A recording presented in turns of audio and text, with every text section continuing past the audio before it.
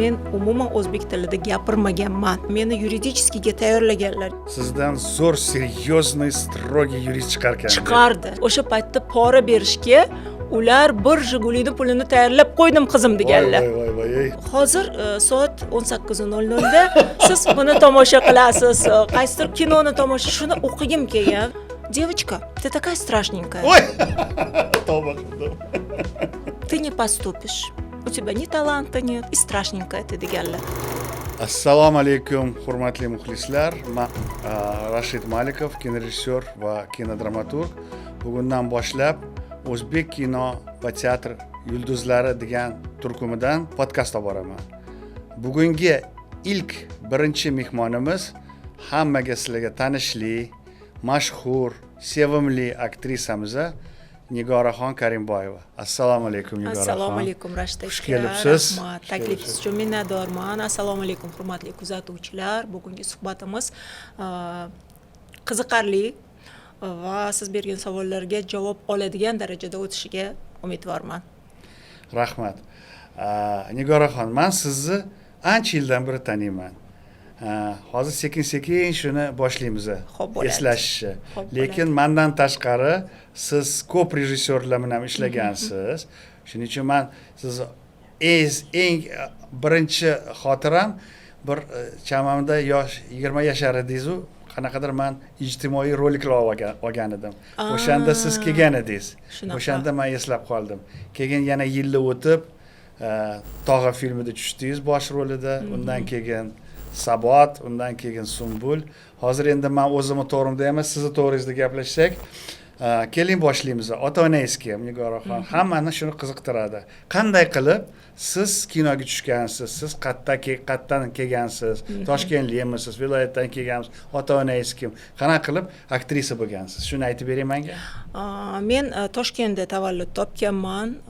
Ota-onam juda ham ziyoli insonlar. Endi adam rahmatli bo'lib ketganlar. Afsuski, onam hayotlar, umrlari uzoq bo'lsin, har ikkalalari pedagog. Onam o'zi asli arxitektorlar, arxitekturni tugatganlar bu yerda va o'sha paytiga Leningradda o'qiganlar. Lekin men buvim haqida gapirmoqchiman, chunki asosan meni tarbiyam bilan birinchi farzand bo'lganim uchun ota-onam ishlagan. Asosan buvim shug'ullanganlar, lekin buvim Toshkentdagi 42-maktabda dars berganlar. Rus sinflariga dars berganlari uchun men bilan asosan rus tilida gaplashganlar va meni tilim rus tilida chiqqan. Men rus kitoblarini o'qiganman va maktabga borishdan avval men umuman o'zbek tilida gapirmaganman. Bu men uchun shaxsan plus deb o'ylayman. Chunki tug'ilgandan rus tilini o'rgangan odam keyinchalik bu tilni mukammal bilishga shanslari ko'proq. Shuning uchun buvim ziyoli, ota-onam ziyoli va men kitob o'qib, yaxshi filmlar tomosha qilib, yaxshi musiqa tinglab katta bo'lganman. Bu juda ham katta ta'sirini o'tkazgan. Endi adam rahmatli haqida gapiradigan bo'lsam, odam hozirgi paytda endi kollej deyishadi, u paytda uchilishi bo'lgan, uchilishida direktor bo'lganlar, qurilish uchilishisida va baribir o'sha dars berish jarayonida bilimli bo'lishga majbur bo'lganlar. Va to'g'risini aytsam, har ikkala ota-onam ishxonalariga ham borganman, qanday dars beriladi, studentlar bilan qanday muloqotda bo'ladi, yoshligimda buni ham ko'rganman. Va ularni bergan tarbiyasi menga juda ham katta ta'sir o'tkazgan deb o'ylayman. Chunki kasb tanlashga kelganda sal og'irroq vaziyatga tushib qolganman shu boisdan ham. Chunki qanaqa og'ir vaziyat? Chunki otam meni yurist bo'lishimni istaganlar, juda istaganlar va meni yuridiskiga tayyorlaganlar. Ya'ni u yerda tarix, ona tili, adabiyot, chet tili imtihonlari bo'lgani bois maktabni tugatayotganda o'zbek maktabida o'qiganman. Chunki aytib o'tishim kerak, otam judayam rus tiliga mukkasidan ketdi qiz deb meni o'zbek maktabiga berganlar. Juda qiynalib oxiri o'zbekcha gapirishni o'rganganman. lekin bu ham katta plyuslardan biri, ya'ni ham rus tili ham o'zbek tilini baravar olib ketganman. Yuridiskiy bir tomondan, ikkinchi tomondan onam meni vrach bo'lishimni istaganlar, ular o'zaro talashishgan uyda. Onam u deganlar, otam rahmatli bu deganlar, oxiri yuridiskiy ustunroq kelgan. Juda yaxshi tayyorlanganman. Lekin maktabni tugatayotganimda ona tili va adabiyot o'qituvchim Saodat opa meni sahnaga jalb qilganlar. Kechirasiz, gapingizni bo'ldi. Men hozir qarab turibman-da sizni qiyofangizga. Sizdan zo'r серьезный, строгий yurist chiqarkan. Chiqardi. Mendan juda ham yaxshi vrach ham chiqardi, chunki men meditsinani sevaman. Bu onamdan o'tgan, onam arxitektor bo'lsalar ham meditsinani shunaqa yaxshi biladilarki, hali hamon vrachga borishdan oldin ham men oldin onamdan so'rayman, mana nima bo'layapti, nima qilishim kerak, qanaqa dori ichishim kerak desam, birpas aytib o'tadilar, chunki o'qiydilar, haligacha o'qiydilar. Juda ham yaxshi. Ha, yurist bo'lmaganimning eng katta sababi menda sahnaga mehr uyg'ongan. Maktabni tugatayotgan paytimda sahnaga. Kinoga emas, sahnaga. Sahnaga. Ana endi shu yerdan boshlaymiz. Mana siz maktabda o'qiyapsiz. Adangiz yurist bo'ladi qizim deydilar. Onangiz yo bu vrach bo'ladi. Siz nima qanday qiyinchiliklar bilan qanday qilib siz teatralniy institutga borib qoldingiz? Men endi u paytda hamma narsa faqat televizorda bo'lgan-ku, uydagilarimni ko'ndirishga harakat qilganman. Chunki sahnadan tashqari men bir tomondan diktor bo'lgim kelgan. Ya'ni televizorda chiqib nimagadir aynan o'sha paytda bo'lardi programma передач. Shuni o'qigim kelgan, bilmayman nimaga. Masalan, axborotni emas, qanaqadir yangiliklarni emas. Programma передач deganingiz ertaga palonchi Ha, nimagadir shu narsa menga shunaqa yoqardiki, shunday chiqib, hozir soat 18:00 da siz buni tomosha qilasiz, qaysidir kinoni tomosha, shuni o'qigim kelgan va men odamni aldaganman. Men diktor bo'lgim kelyapti, iltimos sizdan desam, yo'q Nigora, men seni juda ham yurist bo'lishingni xohlaganman. Hozir buni ochiq gapirsa bo'ladi. O'sha paytda yuridiskiga kirish bitta Jigulini puli deyilardi. Hozir endi undan qimmatroq bo'lsa kerak. O'sha paytda pora berishga ular bir Jigulini pulini tayyorlab qo'ydim qizim deganlar. Voy, qarang. Ham bilim berganlar, ham mabodoga kiromiy qolsang, mana shu pulni men olib borib beraman va sen o'sha yerga kirasan albatta deganlar. Ularni xafa qilishni ham xohlamaganman, lekin to'g'risini aytsam, odamni sal boshlarini qotirib, aylantirib, diktor bo'laman deb, u deb, bu deb, onamni ko'ndirib, televideniyaga borib so'raganmiz, qayerda o'qish kerak? Teatralniyda, chunki o'sha paytda Rahmatilla Mirzayev rahmatli va boshqa ko'pgina diktorlar jurnalistikada emas, aynan teatralniydan chiqishgan ekan. Ya'ni aktyorskini tugatib, keyin televideniyaga ketishgan. Shu maslahatni berishgan. Shu bilan borib teatralniyga topshirganman. Shu bilan Jigulini pulni oilada qoldi. Oilada qoldi. Ekonom bo'ldi va siz teatralniy institutga, o'sha men juda ham eslayman, juda fayzli joy. German Lopatin'dagi teatralniy institutga kimni ustaxonasiga kirdingiz? Bu juda ham katta bir muammolardan biri bo'lgan, chunki men qabulga topshirganimda juda o'tish davri bo'lgan, testlar boshlangan. Test, Ya'ni biz birinchi bo'lib testlarga biz kirganmiz. Va undan tashqari ijodiy imtihon. Men testlarni zo'r bilaman, ijodiyni bilmayman. Kelib, etyud nimaligini o'sha yerda bilganman. Etyud so'rashyapti, nima bu deb o'sha yerdagi talabalardan bilganman. Kelganimda ustaxona rahmatli Bahodir Yo'ldoshevniki edi. Xudo rahmat qilsin. Eng nima deydi, didi baland, talabi baland bo'lgan ustozlardan biri va shu yerda birinchi ijodiy imtihonda bir inson, endi hozir ismlarini ham aytmayman, mayli buni ko'p joyda aytganman, chiqib menga "Девочка, ты такая страшненькая. Ой! Tavba qildim. Ты не поступишь. У тебя ни таланта нет, и страшненькая ты" deganlar. Komissiyadagi domlalardan bittasi. Shunaqa yig'laganman. Onamga chiqib aytsam, onam o'shanda juda ham yaxshi podдержка qilganlar, ajoyib so'zlar gapirganlar. "Nigora, no не плачь, yig'lama bolam. Teatrda kimdir Baba Yagani ham o'ynash kerak-ku" deganlar. Это поддержка мамы. ya'ni meni onam shunday qo'llab-quvvatlaganlar. Birinchi strashninki ha, birinchidan strashninki emassan, lekin mobodoga teatrda Yalmog'iz kampir o'ynashing mumkin deganlar. Birinchi tur o'tdi, ikkinchi turga yana chaqirishdi, ya'ni 3 ta tur bo'lgan. Ikkinchisidan ham o'tdim va ikkinchisida Shuhrat Abbosov rahmatli komissiyaning boshlig'i edilar. San Gulchehrani qizimisan deganlar. Jamilevani. Jim bo'lib qolganman, chunki yoshligimda juda o'xshirdim, ham holim bor edi. Keyin yo'q desam, o'xshirkansan. Necha yoshsan? 16 yosh. Ana tayyor kumush yoki Julietta deganlar. To'ppa-to'g'ri. Chunki 16 yoshimda kirganman institutga. Keyin shu bilan, vidimo o'sha Shuhrat akani gapi bilan meni qabul qilishgan. Ko'p narsa o'qitib ko'rishgan, harakatlarimni ko'rishgan, raqslarim endi u paytda shunaqa edi-ku, juda imtihon boshqacha o'tardi. Hozir bilmayman qanday o'tyapti. Qabul qilishganki, ijodiydan men unaqa yuqori ball olmaganman. Men testdan institut bo'yicha birinchi o'rin olganman. Chunki yuridiskiga tayyorlanganman. Ana o'sha imtihonda men yuridiskida topshiriladigan ball bilan tenma-ten ball olganman. Shu narsa meni yutug'im bo'lgan va institutga byudjetga kirganman. Undoq qarasa, odam 16 yoshida qandaydir mahorati yo'qroq bo'lishi mumkin, boshqa bo'lishi mumkin.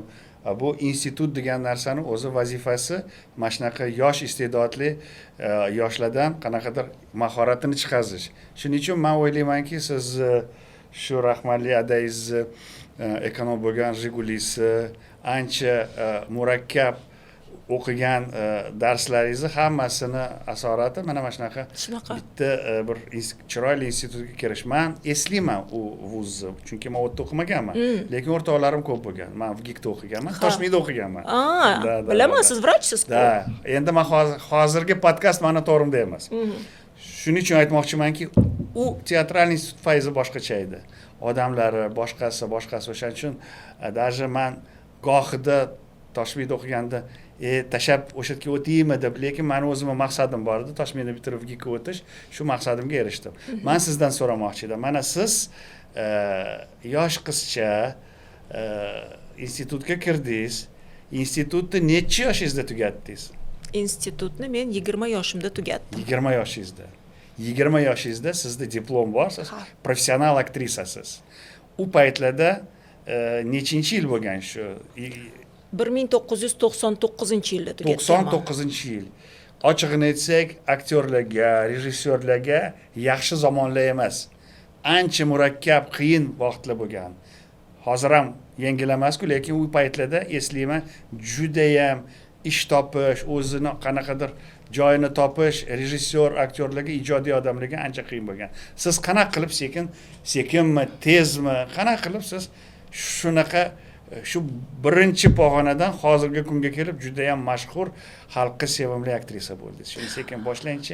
Bilasizmi, men har doim o'zimni omadi kelgan aktrisa deb hisoblaganman. Albatta. Keyinchalik yoshim katta bo'lgandan keyin baribir endi Allohga ishonamiz. O'shaning uchun aytaman-da, Alloh yo'limni ochgan ekan o'sha payt, chunki birinchi bo'lib endi Yolqin To'ychiyev biz bilan o'qigan. Bu meni katta omadim bo'lgan. Chunki Yolqin meni o'zini diplom ishida suratga olgan. Yaxshi. Bu meni birinchi omadim. Va bu diplom ish Almataga konkursga ketgan. U yerda men eng yaxshi ayol rolini ijro etuvchi aktrisa sifatida priz olganman. Necha yosh edingiz? 19 yosh edim. Siz boshlanishingiz o'zi zvyozniy bo'pti-da. Yo'q, endi u paytda men bu narsani tushunmaganman, chunki u prizni menga berishmagan. Institut olib qo'ygan. Kirib keyin rektordan domla shu prizni olib ketsam bo'ladimi desam, yo'q, bu siz talabasiz, bu institutda qoladi deyishgan. Mayli. Qoldi. Xo'p, birinchi o'yindan boshlandi va ikkinchi qadam albatta Yolqin To'ychiyev meni Mark Yakovlevich Vayl bilan tanishtirgani bo'lgan. Chunki teatr baribir o'zini maktabiga ega. Albatta. Bu yoqdan Bahodir aka meni o'sha paytda Abror Hidoyatov teatriga ishga olganlar va birinchi rolim sahnada Shekspir Qirollik asarida Kordelia bo'lgan. Ikkinchi kursda. Institutda o'qiganingiz o'zida siz teatrga ishga kirgansiz. Ikkita teatrga. Bahodir akani ikkita teatrga, bir emas, Ilhom bilan Yosh gvardiyaga. Ha, shunaqa. Aha. U ham meni omadim, chunki Bahodir aka endi o'sha paytda ruxsat berganlar menga. Shu qiz o'ynab ko'rsin deb ikkinchi sostavda Kordeliyani o'ynaganman. Katta ustozlar bilan, Afzal aka bilan, Elyor akalar bilan bitta sahnada Karim Mirxodiyev o'sha paytda teatrda edilar, o'sha spektaklda o'ynaganlar, Lirda. Yosh gvardiyada. Abror Hidoyatov. Hozir Abror Hidoyatov bo'ldi, keyin hozir drama teatri bo'ldi. Va parallel men Ilhomda Белый черный degan spektaklda rol ijro etdim. Men eslayman u spektaklni, juda ham kuchli spektakl. Chunki qo'yilgan o'zi dramaturgiyasi kuchli edi va qo'yilgandan keyin juda shov-shuvga ega bo'lgan spektakl va eng qizig'i o'sha paytda Shuhrat aka Abbosov kelib, shuni men film qilmoqchiman deganlar. Белый черный lekin qanaqadir vaziyatlarga ko'ra film olinmadi. Aynan shu teatrda o'ynayotgan sostavni olib film qilmoqchi bo'lganlar. Demak, bu meni birinchi omadlarim. Aha, tak. Va keyingisi eng kattasi men 3-teatrga ishga kirdim. Chunki institutni tugatgandan keyin u paytda rahmatli Yoqub Ahmedov direktor bo'lganlar Milliy teatrda, Hamza nomidagi teatr edi. Hamza. U yerga men uchun u Hamza bo'lib qolgan. Men uchun ham Hamza bo'lib qolgan. Aynan o'sha Hamzaga ham ishga taklif qilinganman. U yerda ham qirollarda Kordeliyani o'ynaganman va keyin sekin-sekin qanaqadir rollar ustida ishlaganman. Va o'sha paytda u teatrda Fotih Jalolov ishlardilar. Xo'p. Va Fotih aka meni o'zbek filmga taklif qilganlar. Tak. Shundan boshlangan, chunki Fotih aka ham sababchi bo'lganlar. Probalarga borganman. U yerda meni Musakov ko'rganlar. Chunki birinchi katta ishlarimdan biri aynan Musakovda bo'lgan. Ayol zoti seriali, teleserial olganlar, kino serial olganlar. U yerda va meni xalqqa mashhur qilgan birinchi katta ishim bu Sardor teleseriali bo'lgan. Shavkat Mahbubov olganlar va u yerga meni probaga aynan Fotih Jalolov taklif qilganlar. Salom. Bu yer bo'shmi?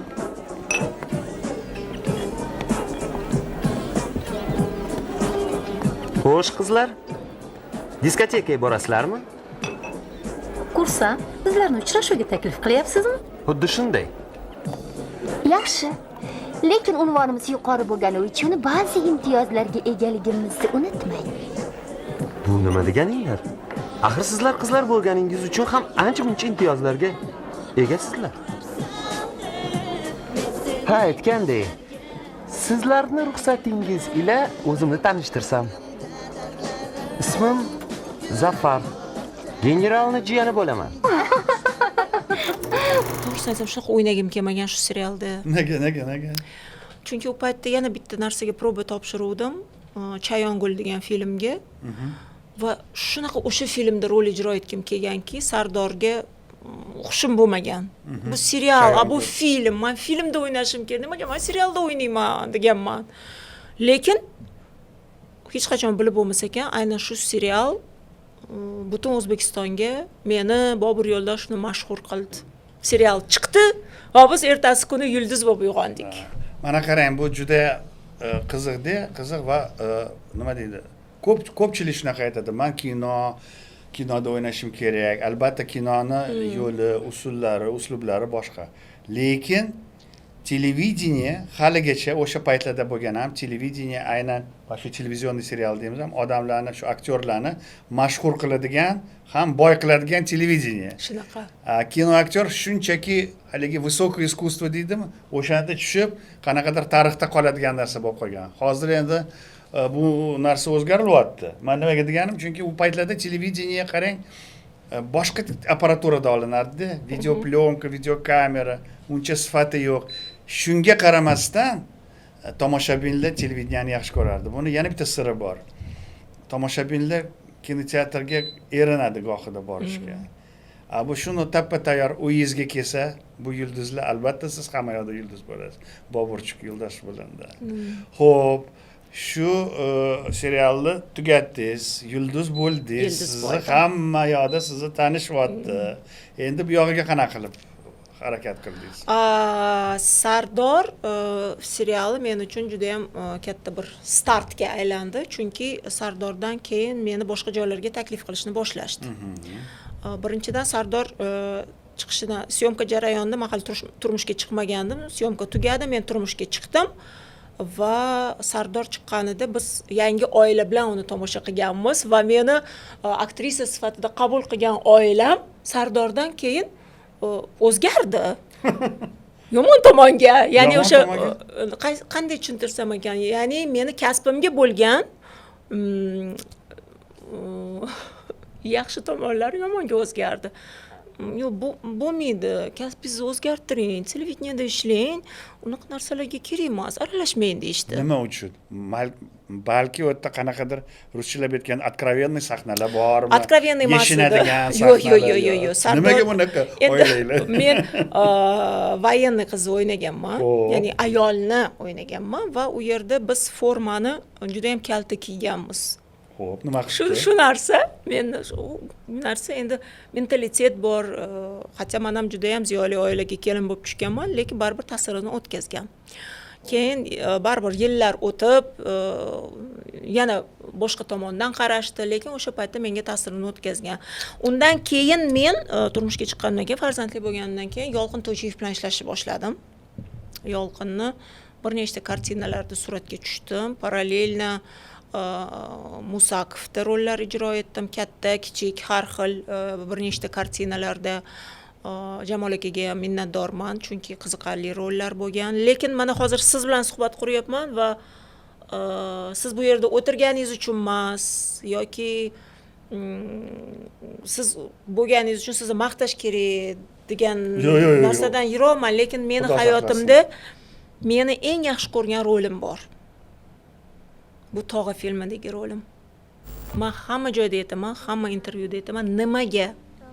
Chunki bu rol mendagi Nigorani sindirgan.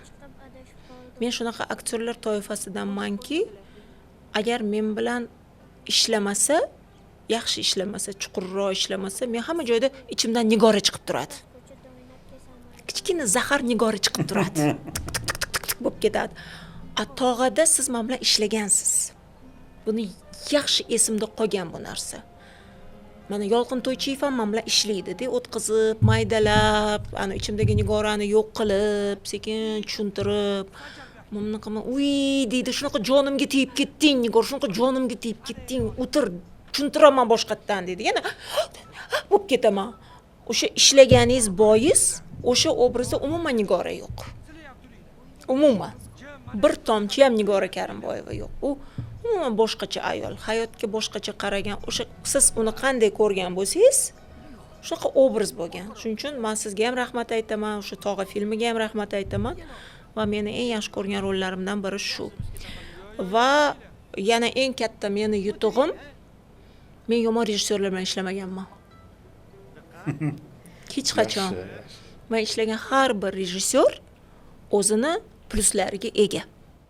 Esingizda bo'lsa, o'sha yerda juda men hozirgacha eslayman, qiyin vazifalar berganman sizga, chunki mana siz o'zingizni eringizni o'ynashi bilan tutib olgansiz. O'shanda to'polon qilmasdan, boshqa qilmasdan yig'lab turib kulish, mana shu bir qiyin narsa-da. Odam lo'lilik qilmasdan, to'polon qilmasdan, chochini yulmasdan shundoq qarab turib yig'layotgan sifat anaqa ichidan yig'lab jilmayib turish. O'shanda bitta sahna bor, o'sha Buxoroni maydonida o'tgansiz, yoningizda bola yig'lavos, kulvos. Mana shu sahna o'zimga juda ham yoqadi. Chunki agar eslasangiz, birinchi dublda o'zimga qo'yib bergansiz.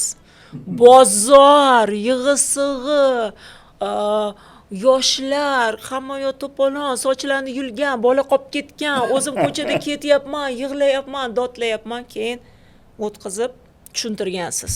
Shuning uchun sizga katta rahmat aytaman, chunki shunaqa aktyorlar borki, bittada ilib olishi mumkin, lekin men demak, men bilan ishlash kerak. Menga tushuntirish kerak, nima xohlayotganini. O'sha kuni men esimda bor, haligi umid bilan sizni yuborganman-da, это же проход deganman. Pust yana пройдет. Проходni ham на 300% qilgansizlar shuncha yig'i Hindiston отдыхает. Yana biz Umid ikkalamiz buni g'ururlanib olganmiz. Ikkalamiz mana Rashid aka siz bizga proxod topshirdingiz, biz zo'r qilib qo'ydik deb g'ururlanib borsak, siz shunaqa endi ushmagansiz, tanbeh bergansiz, boshqatdan olib, boshqatdan ishlab, unga bitta smenamiz ketgan. Lekin oxiri oqibati yaxshi bo'lgan, chunki oxiri baribir rezultat o'sha filmdagi shu sahnalar juda chiroyli chiqqan. Shu tog'adagi qahramon, uni ham ismi Nigora, lekin sizga o'xshamagan. Juda ham bir nozik, lirichniy, hech qachon haligi tovushini ko'tarmaydigan, erini sal o'ynab turadiganini bila turib, shunchalik yaxshi ko'radiki, shu narsalarni ham kechiradigan juda ham bir nozik, o'zbekona bir xarakterni qilgansiz, yaratgansiz. Endi qarang, bir 13 yil o'tibdi o'sha filmga, Buxoroda olganmiz, 2013-yilda. Bu yerda endi bilmadim, hozir faqat televideniyada ko'rsatadi. Buxoroda nomer 1 film bo'lib qolgandi. Shunaqa. Ikkita filmda tushgansiz. Meni filmlarimda Sabot bilan Sumbulda shuni tez o'tamiz-da, shu bilan boshqa bo'ladi. Demak, Sumbul filmi ana u yerda, lekin meni o'zimga qo'yib bergansiz. U yerda o'sha kichkina jirtillab turadigan Nigora bor edi, zahari chak-chak tomadigan, lekin menga juda qiziqarli bo'lgan, chunki u ikki davlatni birlashtiruvchi loyiha bo'lgan. Ya'ni biz Tatar filmi, adashmasam Tatar film bilan ishlaganmiz va u yerda olib kelingan kadrlar, u yerdagi aktyorlar chunki ishtirok etishgan, rol ijro etishgan, ular bilan birgalikda ishlaganimizdan va umumiy filmdan keyingi taassurotim menga juda yoqqan, chunki hamma narsa me'yorida bo'lgan. Ortiqcha bo'lib ketmaganda, masalan, o'sha xarakterli joylarida ham, misol uchun hattoki biz endi vzglyad deymiz, ko'z bilan ishlangan joylari ham menga yoqqan. Shuning uchun bu filmga ham nima deydi, o'zimga u yerda yaxshi baho berganman. Qarang o'zim qanaqa yaxshi ko'raman Rashid aka. Yo'q, boshqa balkim boshqa rejissyorlarda boshqa baho berasiz, lekin har qatdan ham siz o'sha ziyoli, o'ziga to'q, уверенный bir ayolni o'ynagansiz, chunki u ayoli ham bir fojiasi bo'lgan, chunki haligi o'sha kelinimi yo'q, jiyanini ketib bolasini olib ketishi bu ayolga juda ham katta fojia bo'lgan, juda ham kuchli o'ynagansiz. Haligacha eslayman. Shu yerga ketayotgan paytda sizni ko'z yoshlaringiz va hokazo. O'zi yaxshi film chiqqan. Yaxshi, chunki melodrama, yaxshi drama. Bu filmni bilasizmi, to'g'risini aytsam, samolyotda insonlar ko'rar ekan. Menga aytishdi, biz samolyotda ketayotganimizda Sumbul filmini ko'rdik, Nigora, televizorda ko'rmagandik. Bizga juda yoqdi deb menga fikrlar bildirishdi. Men bundan xursand bo'ldim. Va Sabot. U yerdagi obraz ham mutlaqo boshqacha. Men o'zi doim aytaman-da, mana menda aytyapman-ku, o'zimni emas, boshqa bir narsani uyg'otishga harakat qilgan rejissyor menga qiziqarli. Chunki mana 3 ta kartinani aytyapmiz, har uchalasida men har xilman. Shu narsa menga qiziqarli. Kichkina rol bo'lsin, katta rol bo'lsin, lekin men Nigora bir chetda qolib, boshqa narsa chiqib turish kerak-da. Sabotda ham aniq sahnamizni shunaqa yaxshi ko'raman. Uyiga keladi-ku, Karim akani. Menga uylanasiz degan. Bilmayman, menga ham u kartina boshqacha ta'sir qilgan. Yaxshi ko'raman u filmni ham. Endi tog'achalik emas-u, lekin u ham meni yaxshi ko'rgan filmlarimdan biri. U yerning qahramoni shu tog'aga qaraganda mutlaqo boshqacha. U film qoraqalpoqlar to'g'risida. Qoraqalpoqlarning mentaliteti aksi. Qoraqalpoqlarning mentaliteti boshqacha bo'ladi. Ular misol uchun o'zbeklarga o'xshab, farg'onaliklarga o'xshab yumshoq qilib, uni qanday bo'lar ekan deb ular shartta erkaksimon gaplashishadi. Shuni men intildim va siz qilib berdingiz buni. Yo'q, menga bu narsa yoqdi, chunki maktab direktorini rolini ijro etganman. Masalan, maktabda o'zini tutishi, o'sha sekin-astalik bilan o'sha fizkultura o'qituvchisiga bog'lanishi, unga bo'lgan mehri nimadan uyg'onishi, hattoki uni hayotidagi bo'lgan qiyin davrlarda ham uni tashlab ketmaslikka harakat qilishi, misol uchun man degan ayollar ham u paytda borib bu ishni qilmasdi. U bilib turib, o'sha yerda biladi to'g'ri diagnozni, lekin shundan keyin ham unga yordam berishga tayyor turishi, masalan, o'zini og'riqli nuqtalarini ko'rsata olgan bir ayol. Shuning uchun u obraz ham menga yoqadi. Совместный ijoddan ham ko'p gaplashdik. Endi undan buyog'ini siz bilan so'raydigan savollarim ko'p. Mana shu kinodan tashqari yana teatrda hozir faoliyatingiz bormi? Bor. Ayting. Men hozir Ilhom teatrida bitta o'sha spektaklda rol ijro etaman. O'sha Beli Chornoy asda avvallari kichkina qiz o'ynagan bo'lsam, hozir geroyni onasini roli bor. Juda ham qiziqarli obraz u ham, chunki o'sha rol ustida ishlayotganimda tushunganman uni qanaqa nuqtalari borligini va teatrdagi bitta spektakl nimaga chaqirishmaydi emas, chunki Ilhom teatrida meni keyingi loyihalarga ham chaqirishdi. Hatto mana o'tgan yili qo'yilgan spektaklga ham taklif qilishdi. Nigora, sizga rol bor, keling ijro eting. Lekin men shunchalik ozodlikka o'rganib qoldimki, teatrga borib o'sha 3 oy repetitsiyaga qatnashishga ham o'zimda kuch topa olmadim. Chunki xohlagan paytimda uyg'onaman, ishga borgim kelsa boraman, borgim kelmasa bormayman. Albatta syomkalar bundan mustasno va institut. Chunki men hozir institutda dars beraman.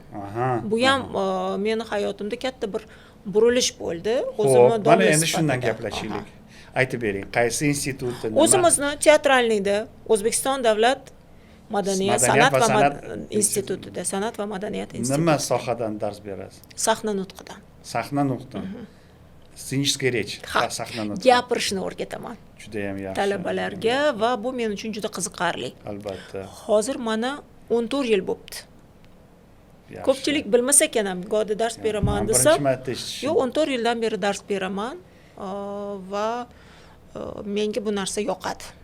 Yaxshi. Endi qaytaylik shu yoshligingizda rahmatli dadangizga men diktor bo'lmoqchiman degan edingiz. Shu orzungiz ro'yobga chiqdimi yo'qmi? Ha. Ana. Bu orzuyim ro'yobga chiqdi va eng yaxshi tomoni buni meni odam ko'rdilar. Hayotidalar u paytda ko'rdilar. Men bunga xursand bo'ldim, chunki teatralniydan xafa bo'lgan joylari ham bor edi. Bitta so'zlari menga yomon ta'sir qilgan. Bizni zotda artist bo'lmagan. Artist deylardi. Artist. Artist-ku. Shunaqa deganlar. Bizni zotimizda artist bo'lmagan, bo'lmaysan artist deganlar. Sen diktor bo'laman dedim, o'shani qil deganlar. Lekin keyinchalik rollarimni ko'rib, o'sha televideniyada diktor sifatida yangilik o'qiganman. Yangiliklar o'qiganimda ko'rib, xursand bo'lib duo qilganlar. Qaysi kanalda? Men sport kanalidan boshlaganman. Keyin xususiy kanallarda ham yangiliklar o'qidim. Baribir ota-ona uchun bu muhim ekanda. Farzand o'zini o'rnini topib, ko'chada birga yursak, "Voy, Nigora Karimboyeva" desa, g'ururlanib ketardilar. Bu meni qizim derdilar. Demak, siz o'sha va'dangizni ustidan chiqibsiz-da, dadangizga. Diktor bo'laman dedingiz, diktor bo'ldingiz. Hech bo'lmasam qanaqadir qisqa paytda bo'lsa ham, lekin dadangiz ko'rdilar. 12 yil ishlaganman. 12 yil juda katta va bu ishimni juda yaxshi ko'rardim. Juda mehr bilan ishlaganman. Har bitta efirga tayyorlanib, vaqtimni ajratib, chunki bu narsaga juda bir boshqacha nazar bilan qaraganman. Men bitta xislatimni yaxshi ko'raman. Xudoga shukr. Shu narsaga shu paytgacha katta gapirmay shu paytgacha erishib kelganman. Men o'zimga yoqmaydigan joyda ishlamayman, o'zim majbur qilmayman. Endi siz ozod odamsiz, ozod insonsiz. Yo'q, endi go'da bo'ladi, mana nimadir yoqmasa o'zimni majburlab boraman-da, lekin bu uzoqqa cho'zilmaydi. Ketaman o'sha narsadan. Bilasizmi, siz baxtli insonsiz. Men baxtli insonman. Men ham shunaqa insonman, chunki siz hech qachon haligi po принуждению ishlamagansiz, majburlashdan. Hammasini o'zingiz bo'yicha rejalashtirgansiz butun hayotingizni. Chunki mana insonlarning aksariyati qayerdadir ishlaydi. Ishlaydi, bu yomon narsa emas, juda ham yaxshi. Endi mana vrachlar ham, o'qituvchilar ham, boshqalar ham, lekin shunaqa bir kichkina bir tor kategoriya bor insonlarni. O'ziga o'zi xo'jayin. Mana shu baxtli kategoriyaga siz ham kirasiz-da, chunki aktrisa bo'lib va baxtliligi nimadan? Bor unaqa aktrisalar, "Yo'q, men u yoqqa bormayman, men ozod qushman" deydi. Lekin bu ozodlik sizga pul olib kelmasa, mashhurlik olib kelmasa, bu degani bu hech kimga kerak yo'q narsa. Uyda o'tirgandan foyda yo'q. Lekin siz shu nima deydi, ozod bo'la turib shunchalik mashhurlikka erishgan bo'lsangiz, men o'ylaymanki, siz juda ham baxtli insonsiz. Men Xudoga shukr, men ham shu gapingizga qo'shilaman, chunki hattoki institutda ham men institut rahbariyatiga doim rahmat aytaman. Kafedramga, zaf kafedramga, ustozlarga, institut rahbariyatiga, ular meni sharoitimni tushunishadi. Ya'ni institutda ham siz o'sha 9 dan 6 gacha o'tirishingiz kerak. Lekin shunaqa paytlar bo'ladiki, o'zimni darsimga boraman-da, boshqa payt, misol uchun, meni bugun muhim syomkam bor, borishim kerak. Agar darsingiz bo'lmasa, ketavering deyshadi. Ruxsat berishadi. Chunki ular rosa xursand bo'laman shunaqa odamlar bilan ishlayotganimdan. Chunki aytsa bo'lardi, Nigoraxon, siz oylay olasiz. Olayotgan joyingizda o'tiring ertalabdan kechgacha darsingiz bo'lmasa ham. Ruschalab aytganda samadur anaqalar bor xo'ja. Lekin meni omadim kelganda baxtli insonman. Rektorlar, prorektorlar qo'yinglar, ishlasin. Chunki ular tushunadiki, o'z ishini maromiga yetkazib ishlayotgan aktrisa, rejissyor kelib dars bersa, talabalarga o'sha muhabbatni yuqtira oladi. Albatta. Agar unaqa qilib o'tirsa, o'zini ichida qaynab tursa, yomon narsalar, o'sha yomon negativ emotsiyalar, borolmadim, qilolmadim, o'sha syomka qolib ketdi desa, o'sha darsda bilinadi shu. Studentlar ham ko'rib turibdi-yu, mana bu domla mashhur, hammaga el taniydi buni, yoki boshqa domla, endi ismini aytmaylik, bunaqalar ko'p, o'zini domla deydi, teatralniy institutni bitirganman deydi. Rollardan so'rasak, bitta, ikkita hech kim tanimaydi. Ularni ham ichki dunyosi ham boshqacha bo'lib qolganda, mana shunaqa kamchiliklardan, boshqalardan. Shuning uchun men o'ylaymanki, o'zi teatral institut mashhur va baxtli insonlar dars berish kerak. Ana o'shanda ularning studentlari ham qanaqadir intilib, voy, men ham shunaqa bo'lib havas qilib o'rganishadi. Mayli, shuni gaplashdik. Siz teatrda ishlarkansiz, kinoda ishlarkansiz, men o'zim yaxshi bilaman. Xo'p, aytaylik, televideniyadan ishlarkansiz, ishlabsiz. 14 Hozir ham ishlayman. Hozir ham ishlaysiz. Yana qayerda ishlaysiz? Misol uchun, to'ylar olib borasizmi? Ha, albatta. Men bu narsani juda yaxshi ko'raman. Bu narsadan hech qachon tortinmaganman, hech qachon uyalmaganman, chunki uyaladigan insonlarni ham eshitganman-da. Menga bu narsa yoqadi. Aytyapman-ku, men yaxshi ko'rishim kerak qilayotgan ishimni.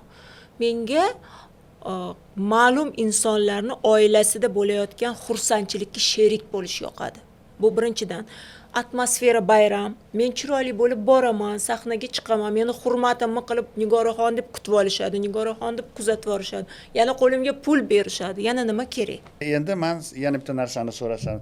Siz mana teatrda ishlaysiz, kinoda ishlaysiz, televideniyada ishlaysiz, to'ylarni olib borasiz. Sizni eng katta mehringiz qaysi shu sohalardan biriga? Qaysi? Teatr yaxshi ko'rasizmi? Mana bir xil aktyorlar bor, yo'q, men endi kinoga tushaman-u, lekin meni qalbim teatrda qolib ketgan deydi. Boshqalar aytadi, yo'q, menga teatr qiziqtirmaydi, men shu kinoda ishlasam deydi. Siz o'zi qanday deb baholaysiz? Mana teatrda ishlamagan aktyorni mahorati va teatrda ishlagan aktyorning mahorati aynan kinoga qarasak. Chunki men nimaga bu gapni aytibman? Men-ku bilaman farqini. Teatrda ishlamagan aktyorlar ancha bo'shroq, lekin hozir boshqa narsa, bir fojiaviy narsalar bo'lyapti. Aynan siz yaxshi ko'rgan televideniyada ko'p seriallarda umuman noprofessional insonlarni ko'ryapman. Kinogeniyasi yo'q, boshqasi yo'q. Mana siz buni qanday baho berasiz bu holatga, bu vaziyatga? Teatralniga meni dars berishga chaqirishganda, rahmatli Baxtiyor aka Sayfullayev rektor bo'lganlar, ular o'zlari meni taklif qilganlar. O'shanda kelganimda Baxtiyor aka, kino yo'nalishi ochaylik deganman. Kino aktyor yo'nalishini ochaylik deganman. Chunki bizni diplomda teatr va kino aktrisasi yoki aktyori deb yoziladi, lekin 4 yil kinodan dars berilmaydi. Faqat yaxshi bilamiz, sahnada ishlaymiz, ya'ni kadr oldida ishlash, dublyaj, kinodagi aktyorlarni bir-biriga bo'lgan munosabati, emotsiyasi yoki biz yaxshi bilamiz, film hech qachon boshidan oxirigacha teatrga o'xshab bittada ketmaydi, oxirini boshida olib qolishingiz mumkin, ya'ni emotsional boshqacha narsa bo'lishi mumkin. O'shanda aytganmanki, bo'lmasa 1 yil shunaqa qilib bering, menga mana drama kinoda 1 yilini kinoga bag'ishlaydigan qilib bering, men o'shandan dars bergim keladi desam, harakat qilaman deganlar, lekin keyinchalik bilmadim qanday vaziyat bo'ldi. Men sahna nutqiga o'zimni mehrimni berib, sahna nutqida ishlab ketdim. Yaxshi, endi men sizga aytsam, o'zimni tajribamdan qarab. Men 86-yilda VGIKni bitirgan, Moskovskiy VGIKni. U yerda ham aktyor teatri kino degan fakultet bor edi. Mana shu aktyor teatri kinodan chiqqan aktyorlar ularni unaqa juda ham jon deb teatrlarga olmagan. Gohida kinoda ham ko'p olishmagan. Xullas kalon 15 ta studentdan, 15 ta aktyordan bittasi nari borsa, ikkitasi qanaqadir kasbga o'zini topardi. Va o'sha kasblarning ichidan siz aytgandek dublyaj ustasi, boshqa unaqa yulduz bo'ladigan 15 tadan bittasi bo'lsa bo'ladi.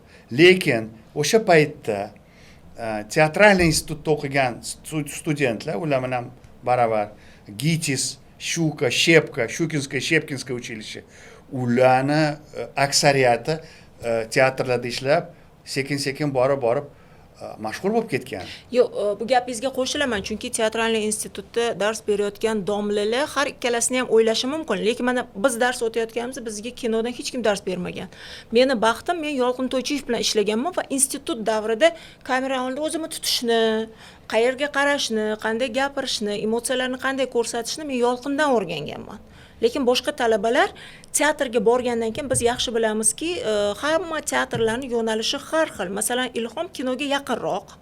Deylik, chunki zali boshqacha, u yerda ishlanadigan emotsiyalar boshqacha. Mark Vail hech qachon bizdan yuqori darajadagi emotsiyani so'ramaganlar yoki kimdir Nigora desa, hayotda qanaqa qarasam, Ilhomda shunaqa qarayman. Yaxshi bilamiz, boshqa teatrlarda Nigora desa, butun vujudim bilan qarashim kerak. Shunaqa maktab bo'lgan. Bo'lgan. Hozir bilmayman, bor. Yo'q, o'shaning uchun ko'p eshitardim-da, kinoga kelganda teatr aktyorlarini o'ziga gapirishmasa ham orqasidan shunaqa charchadim, bularni emotsiyani oshirib ko'rsatishidan deyishardi rejissyorlar. Galerkaga eshitiladigan qilib. Ha, emotsiyalar ham qo'shqovoli mo'minaqa bo'lib ketib, ya'ni u yerdagi emotsiyalar kinoda kerak emas. Aksariyat paytlarda kerak emas. Kerak emas va bu ko'p xalaqit bergan. Ammo bu narsani tushunib borganim bu mening baxtim bo'lgan. Chunki menga hech kim unaqa zamechaniya qilmagan, hech kim ushmagan, bo'rttirma degan gapni eshitmaganman men. Shuning uchun hech bo'lmasa 1 yil shu narsani o'qitish kerak deb o'ylayman.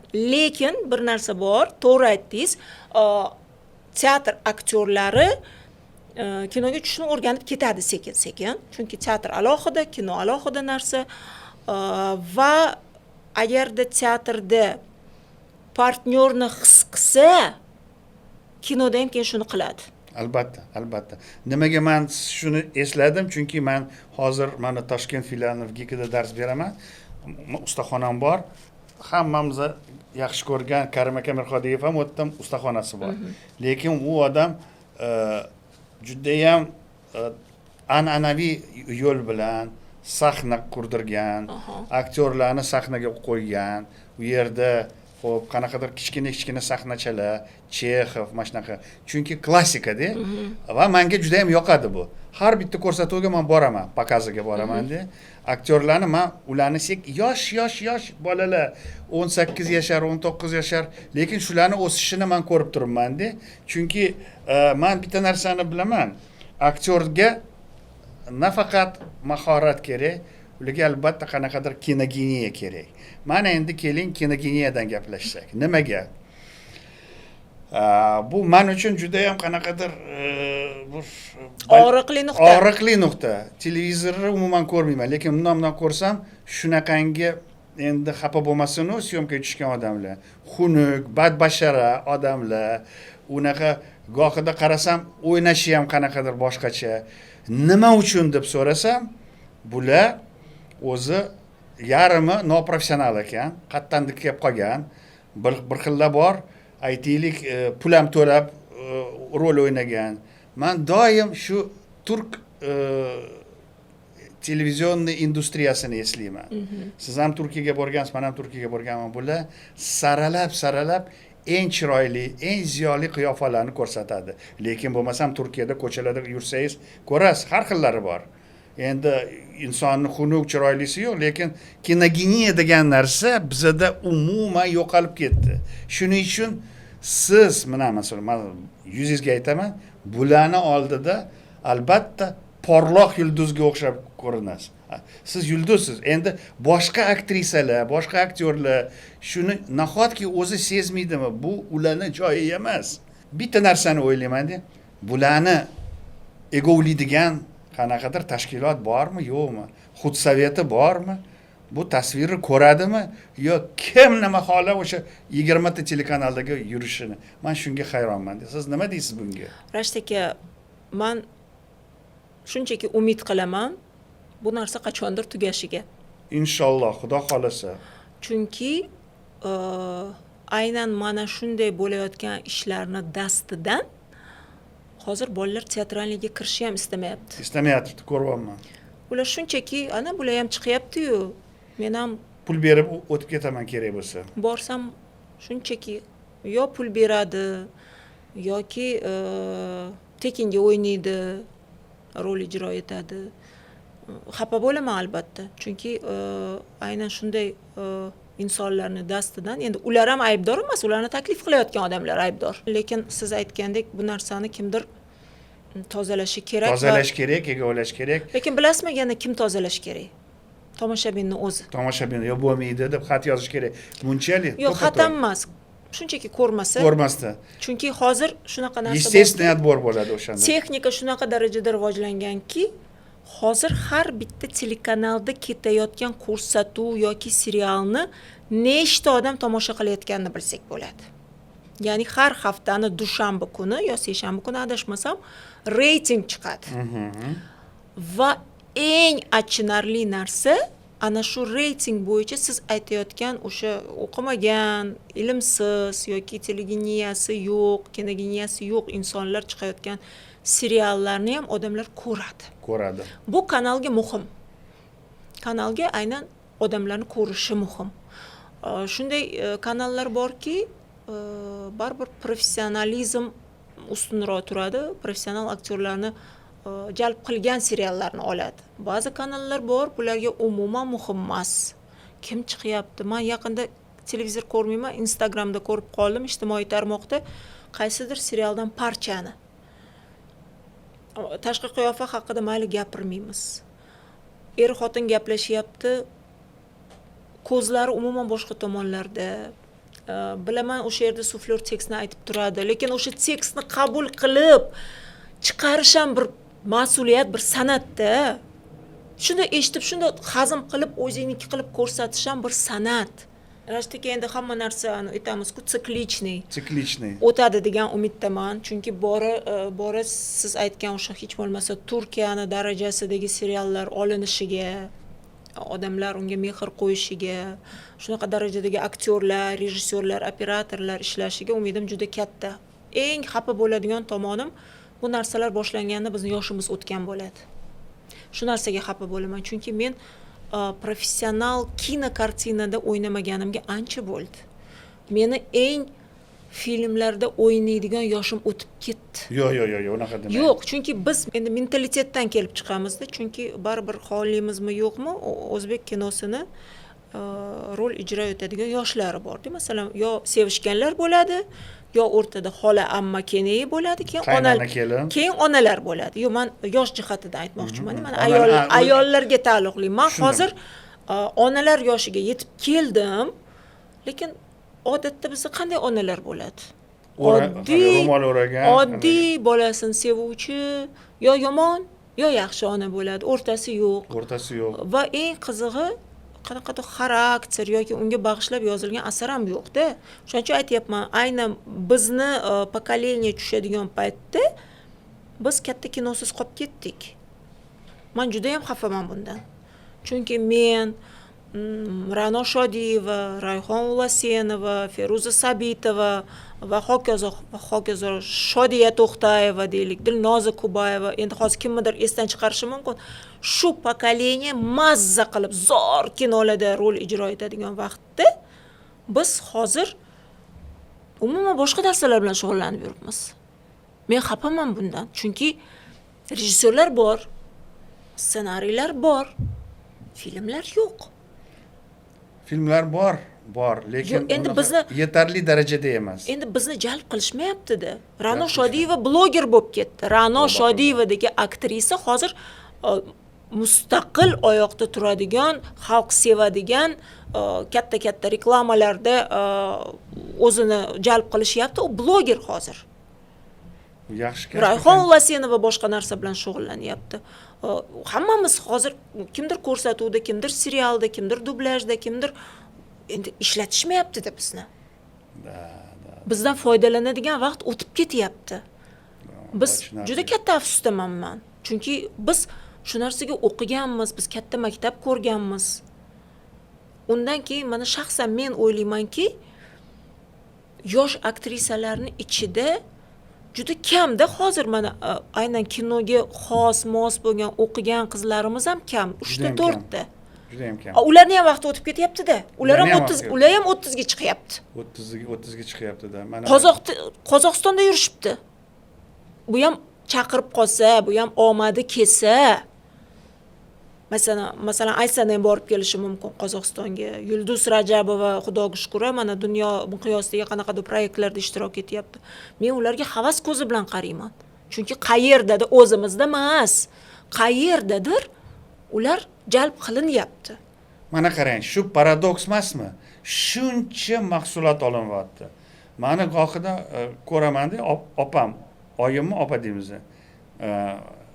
Qachon kelmasa, ularda non-stop televizor. Palonchi pistonchi serial 90-seriya, 95-seriya, 100-seriya va hokazo. Ular biladilar, ular syujetlarni ham biladilar. U aktyorlarning orasida men yaxshi ko'radigan, men sevgan aktyor va aktrisalar yo'q. Menga notanish odamlar. Opam so'raylar, bularni tanimaysan? Men tanimayman bularni. Bular qayerdan kelib qolgan? Misol uchun vaholanki, shu davlat akademik teatr aktyorlarini aksariyatini bilaman. Yosh gvardiyadagi aktyorlarni aksariyatini bilaman. Ilhomdagi aktyorlarni hammasini taniyman. Ruskiy tyuzdagi o'sha yoshlar teatrini hammasini taniyman. Ular yo'q-ku. Даже men bu dram teatr, o'zini ruskiy dram teatr bor, ularning aktyorlarini taniyman. Men aktyorlarni taniyman, lekin men o'zimni bilgan qiyofalarni ko'rmayapman. Men bitta javob beraman. Bu endi savol emas, fikringizga. Biz qimmatmiz. Biz chaqirishmaydi emas. Masalan, o'zimga 1 yilda endi ko'p emas-u, 2 ta ssenariy berishsin deylik, 1 yilda. Narximni aytsam, voy Nigora opa, biz siz bilan rosa ishlamoqchi edik. Men bunaqa, yo'q, men bora olmayman bu narxga. Men butun boshli smenamni bu narxga bag'ishlay olmayman. Chunki men bilim olganman, o'zimga yarasha o'rnim bor. Endi yulduzlik kasal emas bu, lekin yaxshi bilaman, mana qizlarimiz ham xuddi hammasi shunaqa. O'ynamaydi emas. Masalan, Ra'no o'ynashi mumkin. Kim Feruza Sabitovani ko'raman seriallarda, lekin bu lekin bu o'sha narx-navoga borib taqaladi birinchidan. Ikkinchidan men yaqinda bir komanda bilan ishladim serial ustida. Shunaqa mazza qildim. Ancha bo'ldi. Birinchidan professional operatorlar. Bir emas, 3 ta. Bu men uchun ana bitta operator bitta joydan 3-joyga kamerani ko'tarib yurish emas, 3 ta kamerada 3 ta professional operator. O'qigan, yosh bo'lsa ham o'qigan rejissyor. Teatralniyni tugatgan, o'ziga yarasha fikrlaydigan, kitob o'qiydigan bola. Grimyor bor. Bu ham bilasizmi, hozir qanaqa ishini qila oladigan, vizajist emas, parikmakar emas, shunchaki kelib bunda pudra qilib ketadigan emas. Hamma bitta shotkada 10 ta aktyorni. Eng yomon ko'rgan narsam. Professional grimyor, siz bilan ishlaydigan direktor bor. Kelib, Nigora opa nima yeysiz? Nigora opa nima kerak? Mana narsa yetarlimi? Nigor opa kofe ichasizmi, Nigor opa choy ichasizmi deb turadigan direktor yordamchisi bor. Men hayron bo'ldim birinchi Bu kelganimda. hozir уже yangilik bo'lib qolgan. Men uchun bu bilasizmi, o'zi bo'lishi kerak narsalar, lekin men uchun qanaqadir shunaqa yoqimli bo'ldi. Men aytdim, men xursandman. Partnyorlarim professional teatr aktyorlari. Mana shu gaplaringizga qo'shilib aytmoqchimanki, bu degani ruschalab не всё потеряно. Hali Xudo Yo'q, bor, xolasa bor. rivojlanamiz. Shu hammasi o'sha reytingga qarab, haligi bo'lar bo'lmas aktyor aktrisalar yo'q bo'lib ketadi. Professional aktyorlarni chaqiramiz, professional rejissyorlar ishlaydi va hokazo va hokazo. Siz hali juda ham yoshsiz. Unaqa vaqtim o'tib ketdi desangiz, nima deydi? Men xafa bo'laman, chunki siz ancha hali sizni zo'r rollaringiz hali oldinda Xudo xolasa. Mana shu Feruza Sabitovani ham, Rayhon Ulasenovani ham hammasini rollari anchasi hali siz даже tasavvur qila olmagan rolda bo'ladi Xudo xolasa. Mana endi juda ham hozir tushqunlik, pessimistik tarafga o'tib ketdik. Hozir endi keling, bir yaxshilikdan boshlaylik gapni. Sizni ijodiy rejalaringiz oxirgi kun, mana hozirgi kunda. Hozirgi kunda o'sha men maqtayotgan hozir serial tugadi. To'g'risini aytsam, sog'inyapman, o'rganib, ko'nikib qoldim yarim yil ichida. Jarayonga, syomkaga. Mana ko'rishim kerak ekan u serialni, juda maqtavordingiz. Kim ekan rejissyori? Aytsam bo'ladimi? Aqlang bemalol.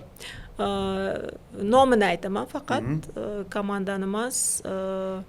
So'nggi bor kechir degan. So'nggi bor kechir. Uni birinchi sezoni bo'lgan, mansiz bo'lgan, boshqa rejissyor bilan bo'lgan va hozirgi ikkinchi sezonida Jasur degan yosh rejissyor bilan ishladim. Familiyasi yodimda yo'q.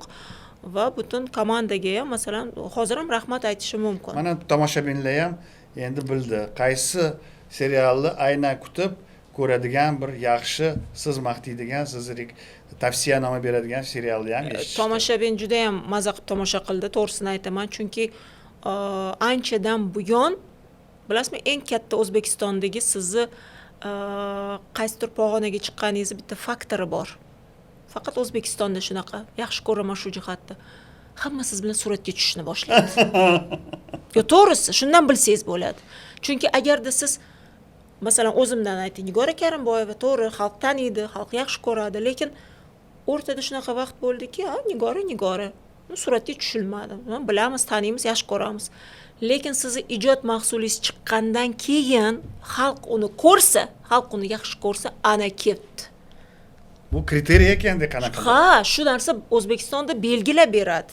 Mana masalan 10 ta mashhur odam bir joyda o'tiribsiz deylik-a, dasturxon atrofida. Siz bilan rasmga tushsa. Faqat siz bilan rasmga tushgani keladi. Hattoki bir godimdoq qaraysiz, noqulay bo'laman. Juda qiziqdi mana shu kriteriy. Ha, bundoq qaradim-da, ayniqsa viloyatga chiqsangiz Очередь bo'lib ketadi. Bilinadi. Shu jarayondan aytamanki, voy, yana xalq men eslabsizlar deymani deb kuldim keyin.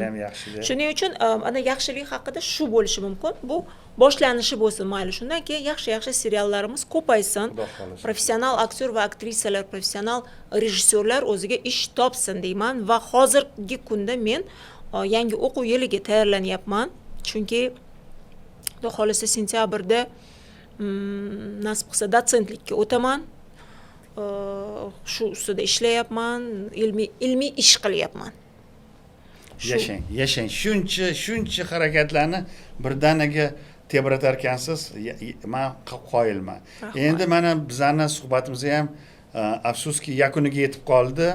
Shuning uchun hali Xudo xolasa yana bir ikki marta chaqirarman, balki undan ko'proq ozgina sizdan yangiliklar yig'ilsin. Hozirgi kunda mana yosh mana sizni ko'rgan shu Instagramga chiqadimi boshqa, albatta qanaqadir yosh qizlar, yosh yigitlar shu aktyor bo'lishini istagisi bor. Mana shu qizlarga, bolalarga, o'zlarini qora ko'zlarga nima demoqchisiz? Avvalo bizni ko'rganinglar uchun rahmat. Ikkinchidan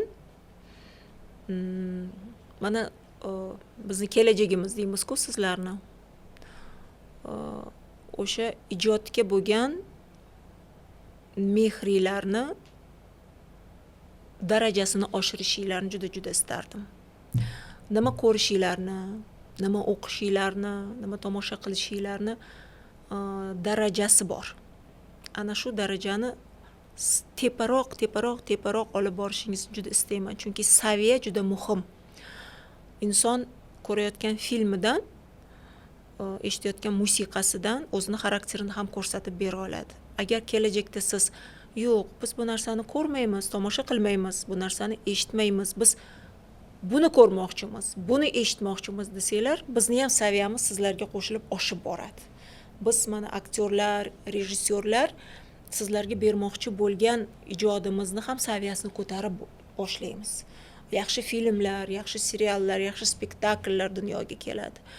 Buni eng katta belgilab beruvchi nuqtasi bu tomoshabin hisoblanadi. Biz sizlarni xohish va istaklaringizdan kelib chiqib baribir ishlaymizda, xohlasak, xohlamasak, biz qilayotgan ishni hech kim ko'rmasa, shunchaki qayerdadir yotsa bu ham yaxshi emas. Shuning uchun keling birgalikda saviyamizni ko'taramiz. Rahmat. Bugungi suhbatdoshim hammaga mashhur, sevimli aktrisamiz Nigora Karimbayeva bo'lgan. Rahmat sizga. Sizga ham rahmat. Sizga rahmat. Va oxirgi gapim shunaqaki, Xudo xohlasa birgalikda yana ishlaylik, chunki uni rejalar bor. Hozircha endi rejissyorlar rejasini esa o'xshamay qoladi o'shaning uchun. Men kutaman. Xudo xohlasa. Rahmat. Rahmat suhbat uchun.